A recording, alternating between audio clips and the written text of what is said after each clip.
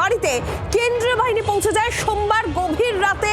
কেন্দ্রীয় বাহিনী পৌঁছয় রাত প্রায় 1:45 নাগাদ।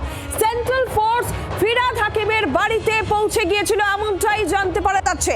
আগামীকাল দ্বিতীয় তথা শেষ দফা নির্বাচন, তার আগে সোমবার গভীর রাতে ফিরহাদ হাকিমের বাড়িতে পৌঁছে যায় সেন্ট্রাল ফোর্স। কি কারণে বাড়িতে কেন্দ্রীয় বাহিনী ফিরহাদ হাকিমের বাড়িতে কি কারণে পৌঁছলো, রক্তিমার কাছ থেকে জানবো। রক্তিমা, কি জানা যাচ্ছে?